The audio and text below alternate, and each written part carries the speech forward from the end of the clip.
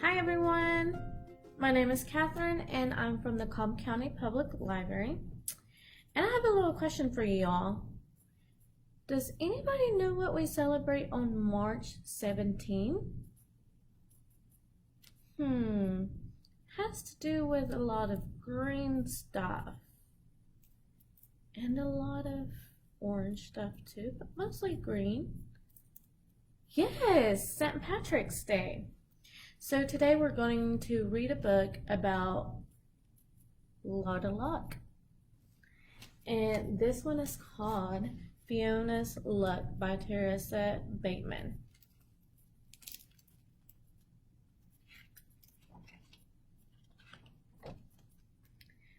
Once luck was free to be had in Ireland as sunlight and just as plentiful. It filled the air and anyone could grab a handful of it as the need arose.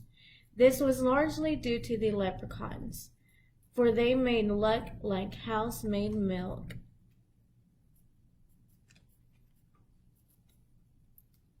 Then the big folk arrived in Ireland. They were so large, the luck clung to them wherever they went. Something will have to be done, the king of the leprechauns declared. We can't have those huge people soaking up all the luck. What would be left for us? Do you see the luck?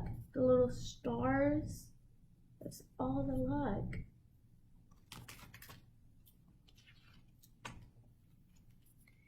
So, under the king's orders, the leprechauns wove fine golden thread into magical nets.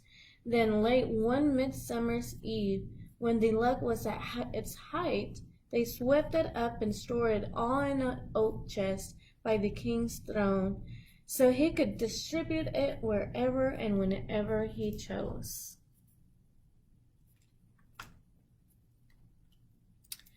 But the leprechauns had been too thorough. They not only scooped up all the leprechaun luck, but any other luck that had been floating about as well. The land of Ireland fell into a great misfortune. Hens gave no eggs, and cows would not let down their milk. The potatoes rotted in the ground. Oh no, that's not good. Now it happened that in Ireland there lived a woman named Fiona. She knew the lack of luck had to be work of the leprechauns, so it followed that they alone could restore good fortune to the land. But getting luck back from a leprechaun would be like squeezing water from a stone. Not that it can't be done, but it usually requires more strength than you are apt to have. Sometimes cleverness, though, is worth more than strength. This is Fiona right here.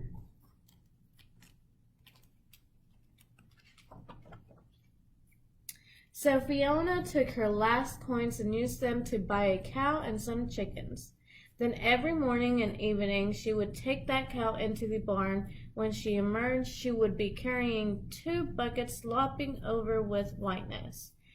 "Hey, she's a fine cow," Fiona would say to any who asked. "It's lucky I am to have her." Soon the rumors began. While others were short on luck, Fiona had hells of it.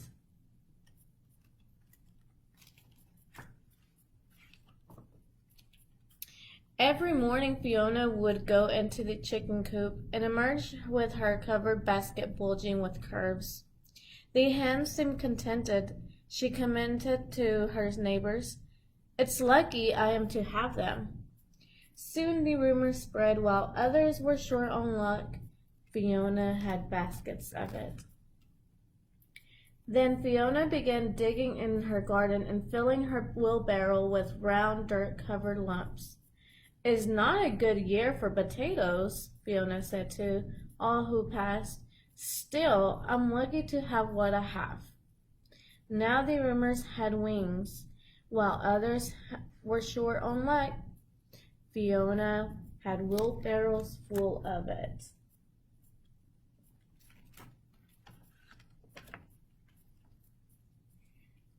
Naturally, word of this unexpected luck made its way to the Leprechaun King. One day Fiona was walking across a green meadow when she suddenly found herself surrounded by a small crowd of the fair folk. In a trice, they grasped the hem of her skirt and ran around in a circle.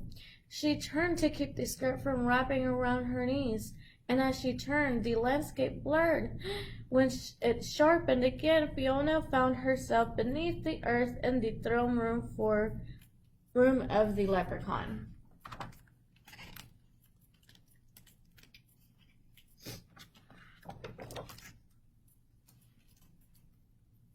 Do you see the king right here?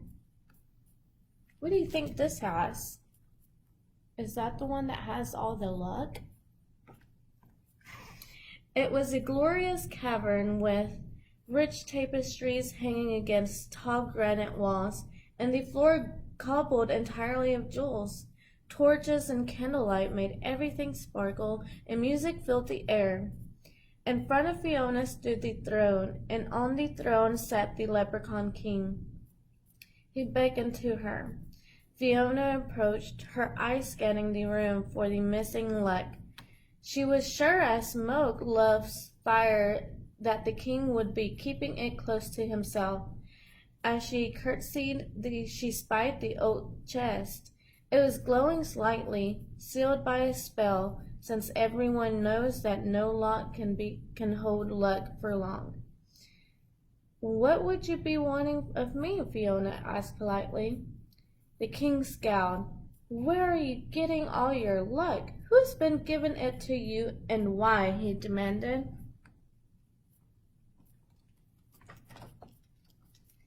Fiona's eyes widened in innocence. "I have no luck," she declared. "Indeed, here I am, a captive of the leprechauns. If that's luck, you can take it." "So you claim to have no luck?" the king inquired, raising an eyebrow. "Well, let's put it to the test, and when I prove that you've lied to me, as forfeit, I'll take all the luck you have and put it with the rest that are guard." His eyes flickered towards the chest. Fiona frowned. "That's a sorry bargain for me," she said, "yet I know the rules. If a test is to be made, then a forfeit must be paid by the loser. I haven't lied, so when I'm proven truthful, I demand a wish as your forfeit." The king's eyes turned shrewd. "Agreed," he said shyly. "I'll give you a wish for exactly the value of the luck you have. If my test prove me wrong—" Fiona knew she was being cheated. A woman with wit, though, can turn even a leprechaun's cleverness against himself. She glanced at the chest and then, barely keeping a smile from her lips, nodded. So the agreement was made. At the king's gestures, one of the magicians brought out a low table and placed upon 3 beautiful shells. Under one he hid a small gold coin. Then he whisked the shells around over and under a blur no human eye could follow. "Now," the king said, "where's the gold?" There was one chance in 3 of her picking correctly. A person with good luck would find the gold every time. Even a person with a little luck would find the gold occasionally. But though they played the game over and over again, Fiona could never locate the coin. It was as if she had no luck at all.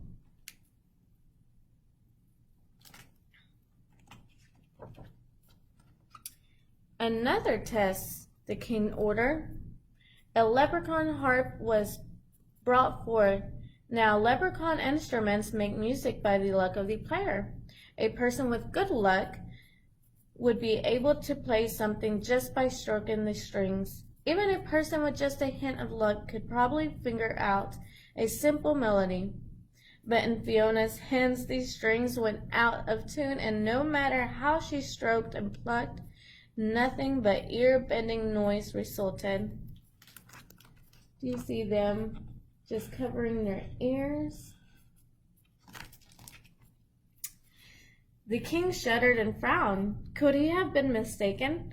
Perhaps the last test would prove him right. "Bring out the chess set," he demanded. He and Fiona faced each other across the board. The king made his opening move. Nobody could hope to beat the Leprechaun King, for he was steeped in luck. But a person with good luck could last a while against him. Even a person with just a little bit of luck, he had hopes of making a few good moves. Despite the king trying his hardest to lose, Fiona was beaten soundly within 2 minutes.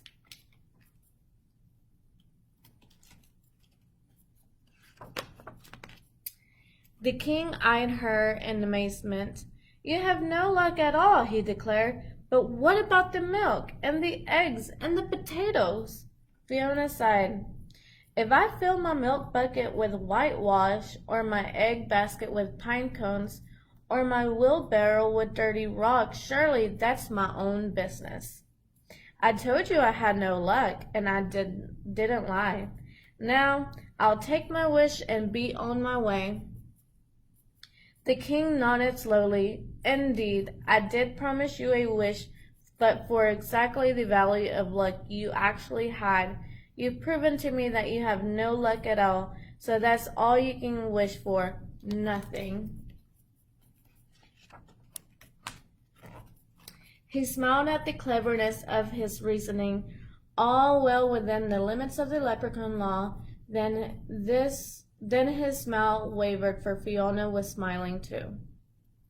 "So, I can wish for nothing?" she asked. He nodded, puzzled. "Then I wish for a hoe," Fiona continued. "A hoe is nothing after all, and that's exactly the value of my wish. I wish for a hoe that will never go away, and I wish it to be in the lid of that chest." She pointed to the chest of luck by the king's throne. The power of a wish rightfully earned is not to be denied. A hoe appeared in the chest, and the luck began escaping immediately. That was very clever of her. The king howled with rage, but what could he do? He hadn't made a bargain and was forced to keep it. With an angry wave of his hand, Fiona was whirled away.